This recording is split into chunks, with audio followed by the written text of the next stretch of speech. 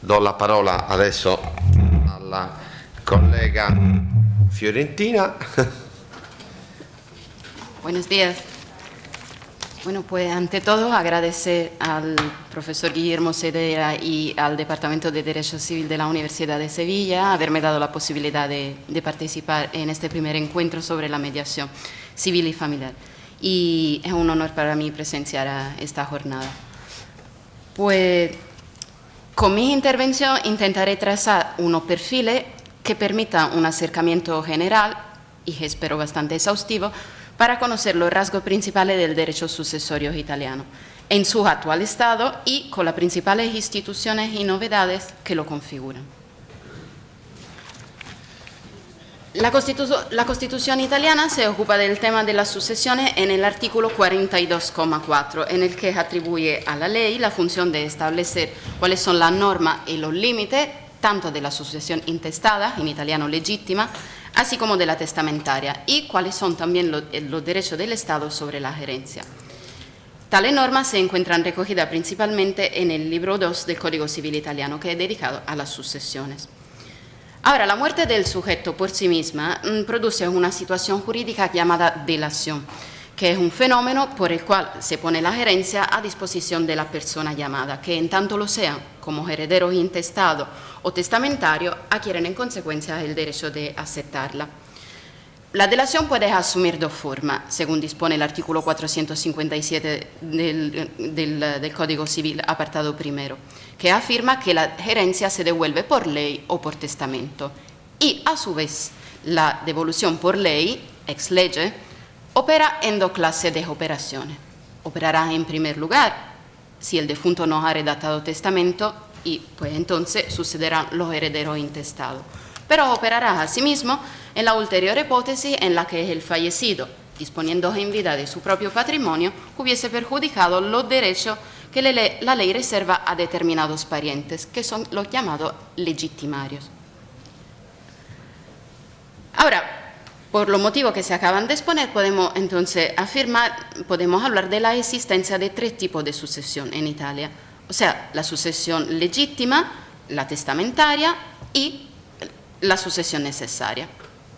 Aunque la sucesión necesaria podemos afirmar que sea un genus de la más amplia especie de la intestada, de la legítima.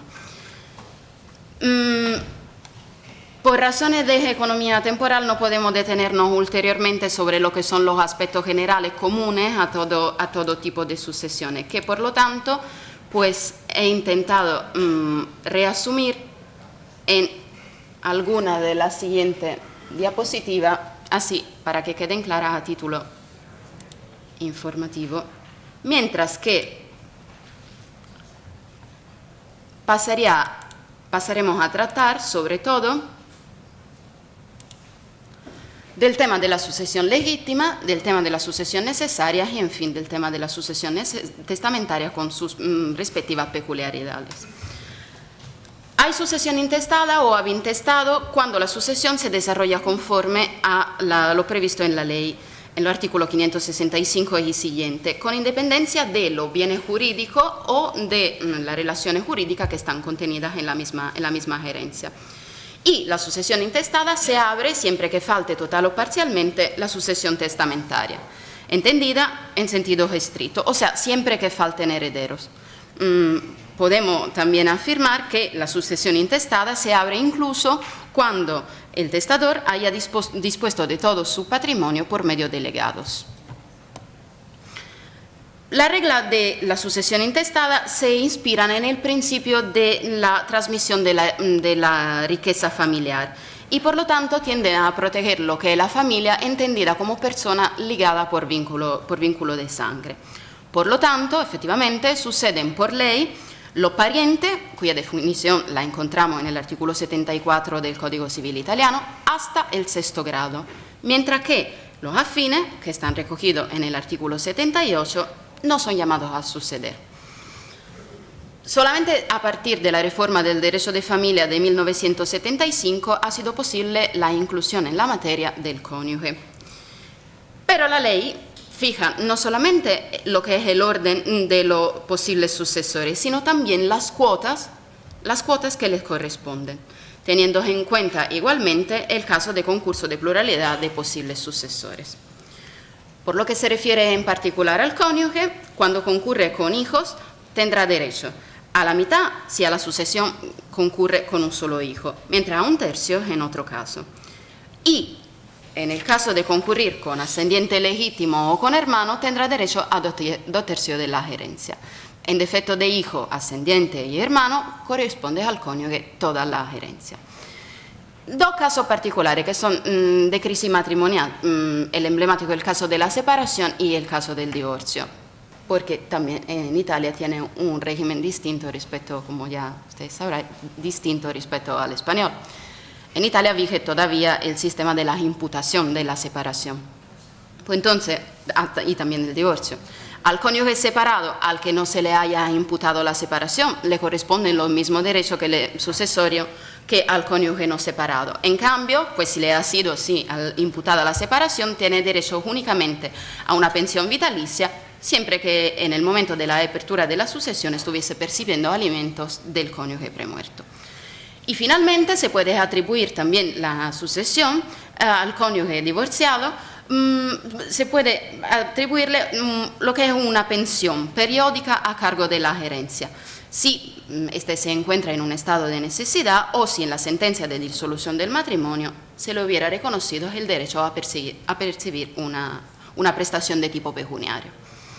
En cuanto a la sucesión de los hijos, debe destacarse que siempre a partir de la reforma de 1975, pues sea la equiparación entre hijos legítimos e hijos naturales, y los hijos legitimados y los adoptivos son equiparados del todo a los hijos legítimos. En fin, la petitio hereditatis o petición de heredidad. Porque el derecho de de suceder por vía legal y por lo tanto de aceptar la herencia se adquiere por el mero hecho de estar incluido dentro del círculo de los posibles sucesores. Pero los problemas que pueden surgir a la hora de la apertura de la aceptación de la herencia pueden tocar a sujetos que están sí incluidos en el círculo de los posibles sucesores, pero que en realidad no tengan derechos para suceder. Y en este caso, los conflictos que se podrían plantear pues se resuelven por medio de la acción de la petición de hereditatis. Básicamente es una acción que tiene varias características. Por ejemplo, es una acción especial. ¿Por qué? Porque se concede al heredero en adición a las que son ya las acciones previstas como la petitoria o la acción posesoria, prevista por todo tipo de propiedad o poseso. Es universal. ¿Por qué? Porque se dirige a la constatación de la calidad de heredero sobre cuya base se podrá reclamar el derecho o la restitución de los bienes hereditarios. Y en fin, es una acción de condena porque por medio de la comprobación de la calidad de heredero se solicita la restitución, por ejemplo, de determinado bienes que otro ostenta o detiene sin tener un título. La acción de petición de heredidad puede ser interpuesta contra una serie de sujetos, frente a una serie de sujetos. Primero, contra quien afirme poseer con la base en un determinado título, o bien contra quien posee, y hablamos de possessor pro herede, o bien contra quien posea sin base en un determinado título, y entonces pues hablaremos de possessor pro possessore, y en este caso bastará comprobar que el bien que se pide en restitución pertenece a la masa hereditaria. En cambio, contra quien posea con base en un determinado título de adquisición, pues el heredero debe emplear la acción reivindicatoria, mientras que contra quien posea con base en un título de distinta naturaleza, como por ejemplo puede ser un contrato de arrendamiento, pues el heredero debe emplear las acciones propias de la relación jurídica de la que se trate. Otro tema problemático en el ámbito de la sucesión intestada es el de la repudiación. ¿Por qué? Porque se puede también repudiar la herencia y se hace por medio de una declaración prestada ante notario o ante el secretario del tribunal del partido en que se ha abierto la sucesión, pero siempre que no haya sido aceptada previamente con anterioridad la herencia, semel eres semper eres. Los llamados que han repudiado la herencia, pues en tanto no haya prescrito para ello el derecho de aceptar, conservan todavía este derecho, siempre pero que la herencia no haya sido adquirida por otro llamado y sin perjuicio de los derechos adquiridos por tercero sobre los bienes contenidos en la herencia.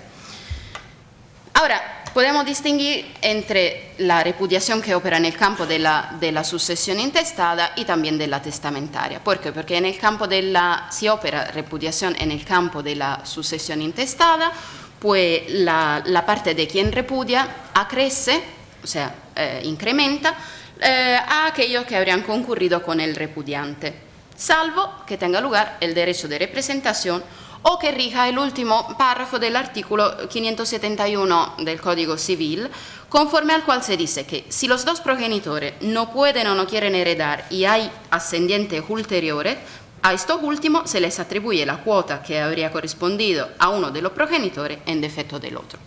Si por el contrario el repudiante no concurría con nadie más, la herencia se atribuye a aquellos quienes correspondería la herencia en su defecto.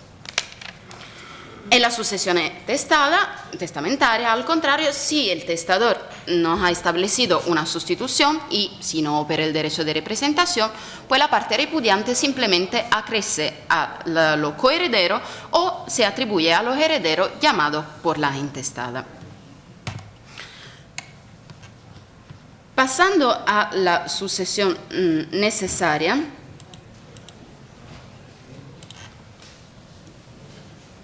primero, podemos afirmar que se emplea la expresión sucesión necesaria para hacer referencia a un fenómeno por el cual la ley reserva a determinados sujetos, llamados legitimarios, una cuota de la herencia. De hecho, el causante solo puede disponer libremente por testamento de una parte, de una cuota de la herencia, que es la llamada cuota disponible, mientras que otra cuota, llamada cuota de reserva o indisponible o también legítima, queda reservada necesariamente a los legitimarios o sucesores necesarios. ¿Quiénes son estos legitimarios? Pues son parientes próximos al difunto y en particular el cónyuge, los hijos legítimos, los hijos naturales y sus ascendientes legítimos. Aquí también los hijos legitimados y los adoptivos se equiparan a los hijos legítimos. Básicamente lo que destaca es la figura del cónyuge y veremos también de los hijos. ¿Por qué? Porque en concreto se reserva al cónyuge superstite la mitad del patrimonio del otro cónyuge, salvo que concurra con los hijos, en cuyo caso se le reservará un tercio si solo hay un hijo y una cuarta parte en caso de tener más hijos. Además, se reserva al cónyuge, incluso cuando concurra con otro llamado, el derecho de habitación sobre la vivienda familiar y también del ajuar familiar si pertenecían al difunto en régimen o eran comunes. En el contexto de la sucesión necesaria, la ley ha atribuito a los hijos legítimos el llamado derecho de conmutación, que consiste en la posibilidad de satisfacer en dinero o en bienes inmuebles hereditarios la porción correspondiente a los hijos naturales que no se opongan a ello. Si se opone, decidirá el juez tomando en consideración las circunstancias personales y patrimoniales concurrentes. El derecho de conmutación es un derecho potestativo que viene previsto también en el ámbito de la sucesión intestada.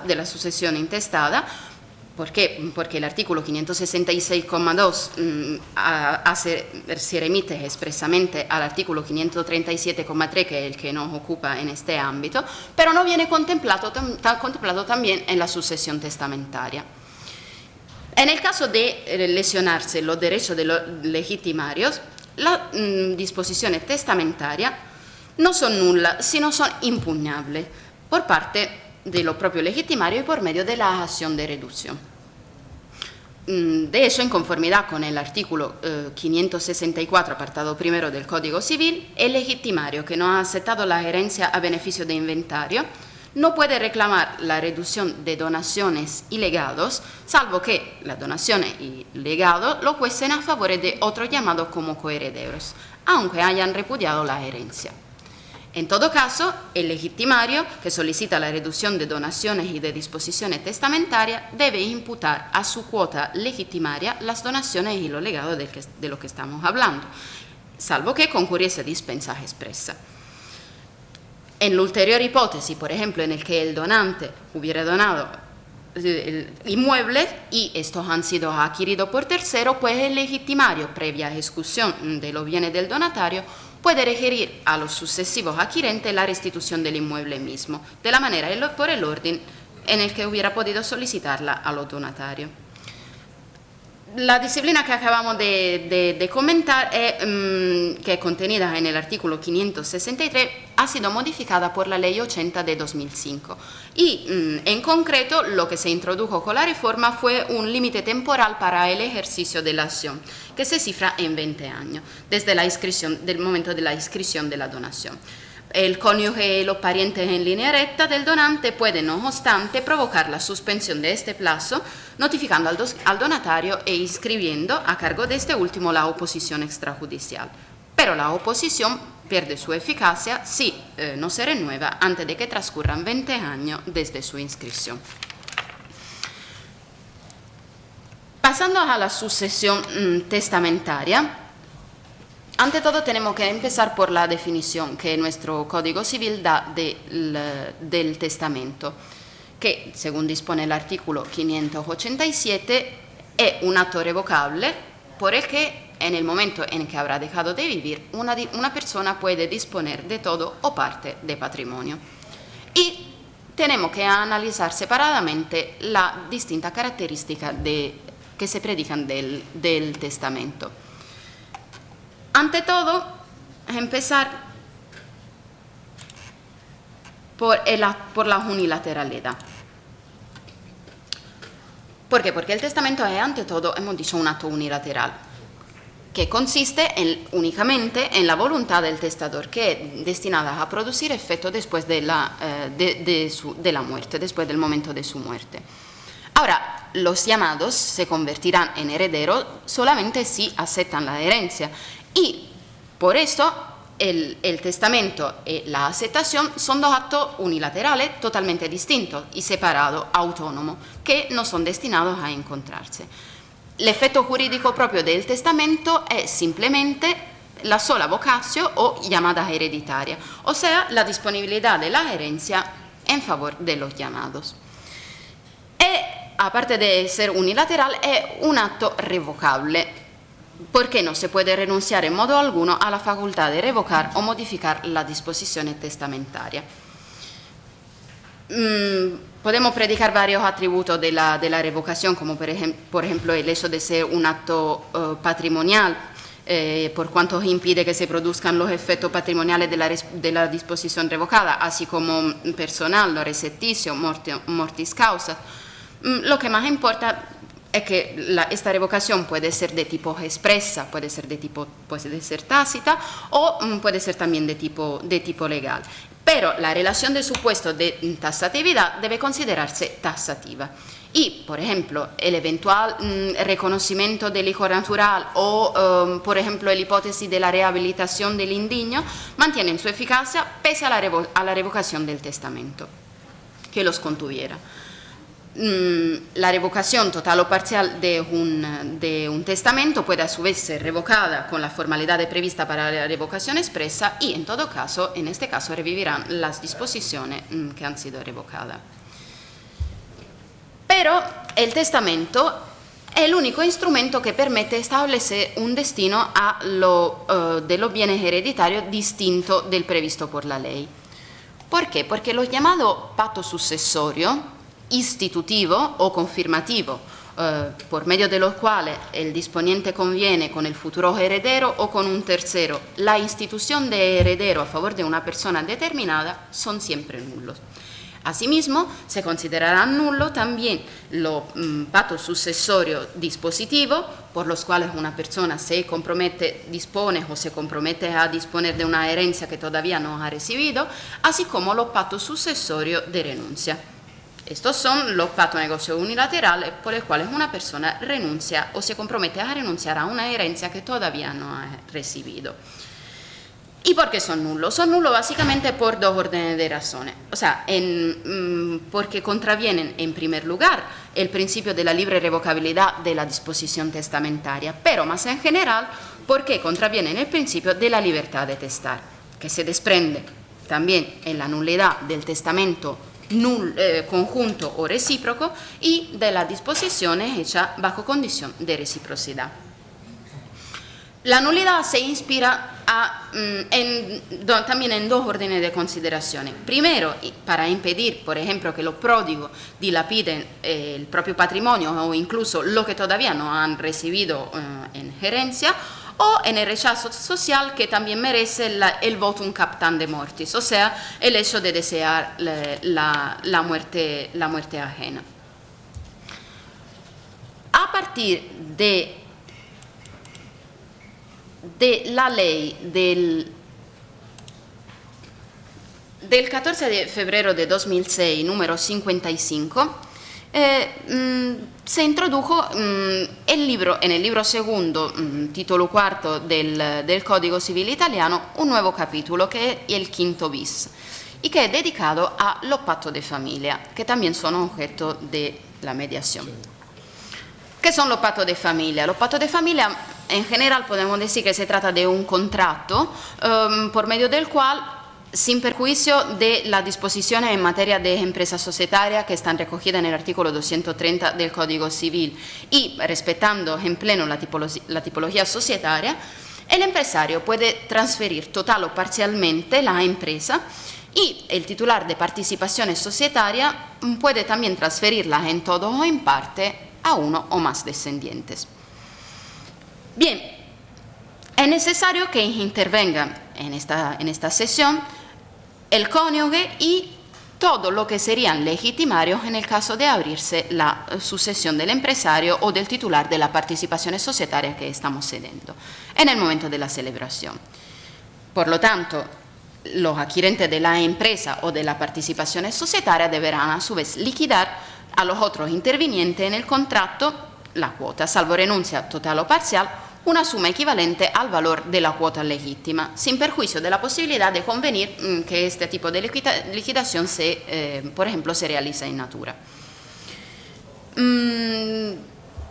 Ahora, cuando se abre la sucesión del empresario o el titular de la participación societaria, el cónyuge y los otros legitimarios que no hubiesen intervenido en el contrato pueden reclamar al beneficiario del contrato el pago de la referida suma, a lo que se deberán de añadir los intereses legales. Además, los bienes cedidos en el mismo contrato a otros intervinientes que no sean adquirentes de la empresa o de la participación societaria se imputan a las cuotas de legítima que le corresponden, según el valor que se les haya atribuido en el contrato. Este tipo de sesiones puede establecerse por medio de un contrato posterior en que se declare expresamente coligados al primero, siempre pero que intervengan en el mismo los sujetos que participaron en el primer contrato bajo condición de nulidad. Y aquello, por ejemplo, es que también debe mencionarse de forma expresa que le van a sustituir. Es importante subrayar en la materia de los pactos de familia un aspecto problemático o más bien dudoso. O sea, ¿por qué? Porque al introducir la disciplina de los pactos de familia, el legislador modificó también el texto del artículo 458 que es dedicado a los pactos sucesorios. Y en el inciso, o sea, en su inicio, se añade sin perjuicio de lo dispuesto en el artículo 768 bis y siguiente, relativo a los pactos de familia. Pues, efectivamente, al menos desde el momento en que los legitimarios no preferidos, al aceptar participar en el pacto, se adhieren a la voluntad del disponente, cifrada en que la empresa o la participación societaria se destine a uno o a varios de sus descendientes, se verifica una disposición por parte de los propios legitimarios de los derechos que le corresponderían en la sucesión futura, que a la luz de las prohibiciones que acabamos de ver en el caso de los pactos sucesorios, pues sería nula. De momento, o sea, hasta el día de hoy, los problemas que se plantean en la materia son objeto de intervención judicial, por supuesto, y normalmente la declaración de nulidad o menos de los pactos sucesorios por estar pisando de los pactos de familia, por estar en contra de los pactos sucesorios, que siempre y de todos modos son declarados nulos, se remite al juez. Quizá en futuro pueda ser un aspecto práctico y demandado al ámbito de la mediación. Vamos a terminar dilucidando los últimos dos aspectos de la sucesión testamentaria, que son su carácter mortis causa y el espíritu de liberalidad con el que se lleva a cabo el testamento. En relación a la adquisición por causa de muerte, mortis causas, esta tiene en gran medida un carácter traslativo o también traslativo constitutivo, o sea, son en otro término efectos de una sucesión en los derechos del causante. Existen, sin embargo, otro tipo de adquisiciones por causa de muerte. ¿Por qué? Porque el artículo 580, por ejemplo, prevé una adquisición iure successionis en el que se trata de un derecho que en el caso específico es el derecho de una pensión vitalicia para los hijos naturales, que de alguna manera deriva del patrimonio del causante, pero no hay aquí sucesión en sentido propio. ¿Por qué? Porque no hay transmisión de un derecho que ya pertenecía al difunto, al premuerto. Además, en el ordenamiento italiano, el ordenamiento italiano no concede carta de naturaleza a la donación mortis causa, es decir, la donación es destinada a producir efecto únicamente en caso de premoriencia del donante al donatario. Y esto es debido a que, dada la naturaleza contractual de la donación, el disponente no puede revocarla, mientras que la revocabilidad constituye uno de los aspectos y de los caracteres imprescindibles típicos de la disposición mortis causa. Por lo tanto, igual que en la donación, también en el testamento se enriquece a alguien por puro espíritu de liberalidad, pero respecto al instituto de la donación existe una diferencia campal. O sea, el donante puede decidir libremente si donar o no donar, además de decidir a quiénes donar. El testador, al revés, manifiesta su liberalidad únicamente porque deroga con el testamento al orden que viene establecido por la sucesión intestada y, dentro de los límites de la cuota legítima, decide a quién destinar sus bienes.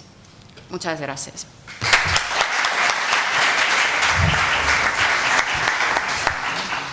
Ringrazio anche Melania Banolfi per la esposizione che ha fatto del sistema italiano. La curiosità è che abbiamo sentito l'esposizione del sistema successorio italiano anche in spagnolo, ma è apertura del nostro sistema. Faccio solo una osservazione, facciamo la pausa che siamo in forte ritardo, ma poi compensiamo i tempi. Il nostro sistema della mediazione, ricordatevi, prevede una mediazione obbligatoria per legge in materia di divisione, successione ereditaria e aggiunge anche in materia di patto di famiglia, tra l'altro, oltre che in materia di diritti reali. Il nostro ordinamento prevede che si possa inserire altresì dentro un atto costitutivo, uno statuto e un contratto, una clausola di mediazione con la quale le parti si obbligano a rivolgersi alla mediazione, sia nelle materie per le quali è già obbligatorio per legge la mediazione, sia in altre materie. Ancora prevede che sia il giudice nella mediazione delegata ordinaria, invita ma in realtà il giudice impone, suggerisce, in realtà impone, di rivolgersi alla mediazione pendente la causa. Da ultimo la mediazione facoltativa in qualunque materia per la quale ci sono conflitti su diritti disponibili, le parti sono libere di arrivare o di andare in mediazione. Faccio questa considerazione per dire, guardate, che la materia successoria presenta due peculiarità: è assoggettato obbligatoriamente alla mediazione. Il problema che abbiamo è, e l'ha prospettato per il collega, la clausola di mediazione si può inserire nel testamento? Testualmente il nostro ordinamento dice una clausola inserita nell'atto costitutivo, nello statuto e nel contratto. Qui gli interpreti andranno a lavorare. È la scelta, quando è già previsto per legge la mediazione, quale significato potrebbe avere? La scelta potrebbe essere quella di individuare l'organismo di mediazione. Secondo aspetto, delicatissimo, in Spagna è molto chiaro sull'arbitrato. I diritti nella successione sono diritti relativamente disponibili. C'è una indisponibilità entro alcuni limiti dei diritti che spettano agli eredi necessari. La riforma del patto di famiglia, che la collega ha richiamato bene, coinvolge in quel meccanismo di liquidazione dell'azienda tutti gli eredi legittimi. Uno di questi prende l'azienda, tutti gli altri hanno diritto ad una liquidazione di una indennità in denaro. Guardate, si apre il sistema, quella che sembrava tradizionalmente un'indisponibilità assoluta diventa una disponibilità quantomeno relativa.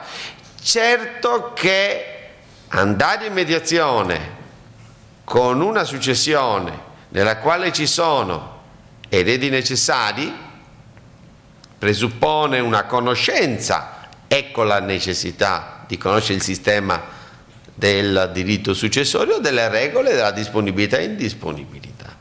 Detto questo, ringrazio tutti voi e l'ultima parola per il collega Manuel Spego, che fa parte del comitato scientifico della nostra rivista Quaderni di Conciliazione, per dire come ci stiamo legando. Una piccola pausa di un quarto d'ora massimo, ok? In modo che possiamo nei tempi programmati terminare i lavori. Grazie.